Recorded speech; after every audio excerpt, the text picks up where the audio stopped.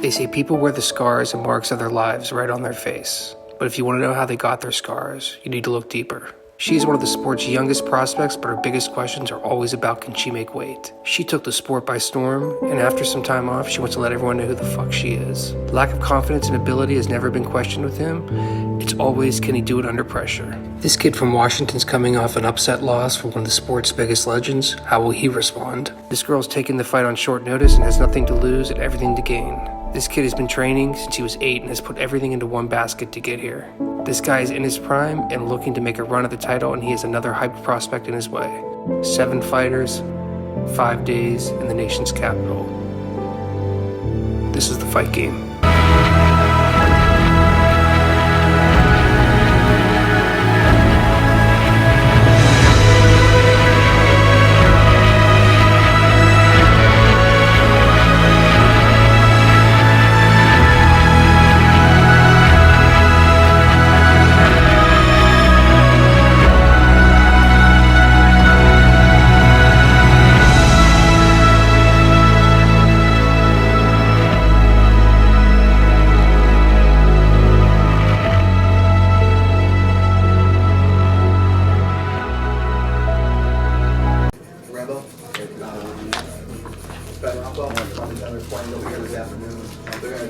It's Aspen lad. My fight record is 8-1, and I train out at El Dorado Hills, California, Team MMA Gold.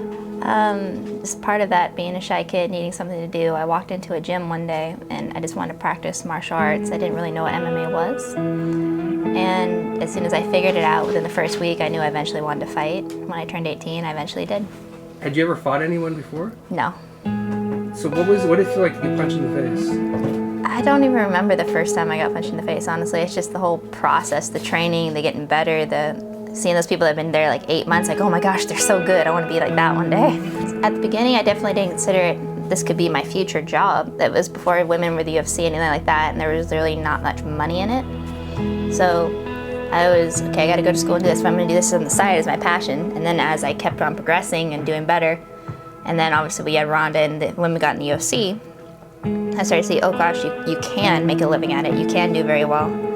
So it went from this is my side passion to this is my career around that time.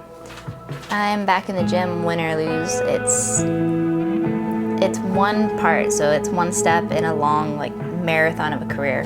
So if you get too head casey over something that happens, something negative, something you're not too happy with, it's gonna impact the rest of it, and there's really no need to. You need to reflect, you need to fix the mistakes you made. Sometimes you get caught, sometimes you do something dumb, sometimes you don't listen to your coaches right. It happens. But you can't really sit there and get I've seen people get despondent and depressed and just have issues really, really head casey. One is, I think it's like for ESPN, it's it's not, Cormier, yeah. and I think Feld. So those guys will sit down. They give you a ton. That's red.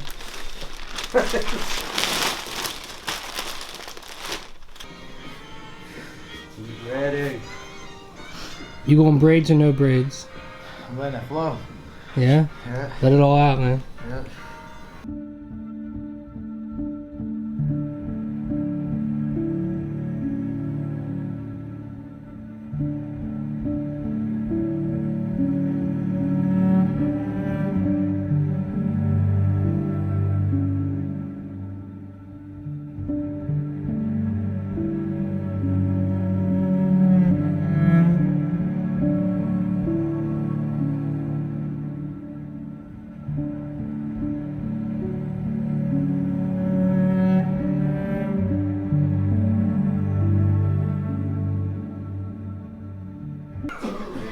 He said just focus. Focus. Oh!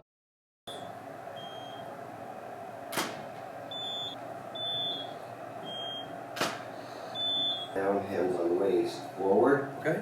A little bit to the side. A little bit to the side.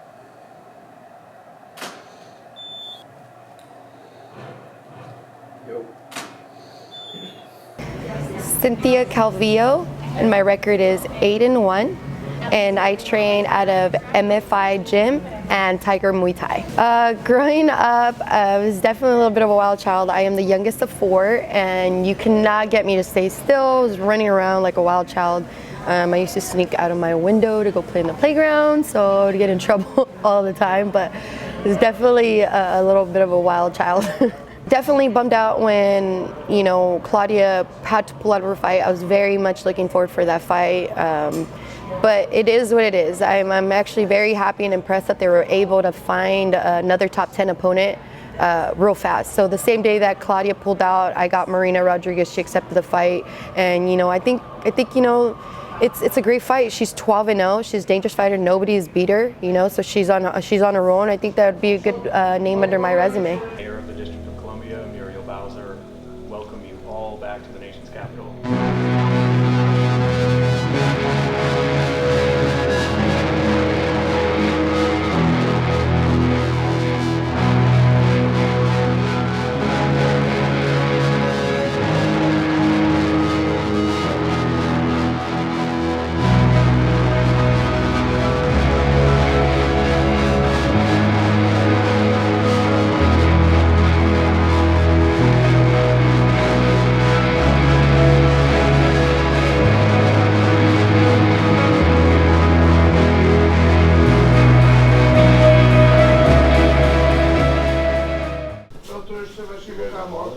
What's up? You guys in Holly?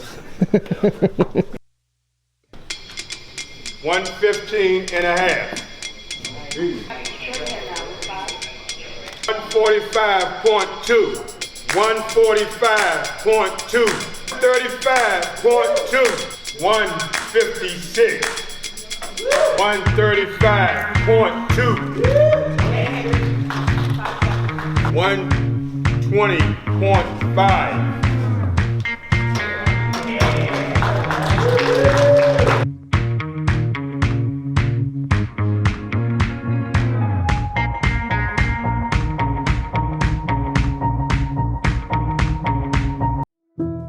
My name is Mallory Martin. I'm 6'2" and I fight for the UFC. So Mallory, what kind of upbringing did you have? I grew up in like Westminster, Colorado. I actually grew up in like a trailer home, you know. We weren't really rich or anything like that. We got evicted from that. I don't want to talk too much into it, but we were broken home kind of thing like that. Then I moved in with my dad, and then things kind of got a little bit better from there. It doesn't matter the hand you're like dealt or whatever, it's how you react to it or how you play your cards, I guess you could say. And I think that helps me become the fighter I am today, you know, because I'm very passionate and I love what I do, and I probably wouldn't be here without that. Like, just thinking about it, I kind of get nervous, you know, which is good, that I know I'm ready if that happens, you know, and I think I'll be nervous as I'm walking out to the cage, but that nervousness that you need, you know. And once I get in the cage, I feel like I'm gonna do fine, you know, and that's where I belong, and I won't have nerves past the first like 2 minutes, you know, so it doesn't matter.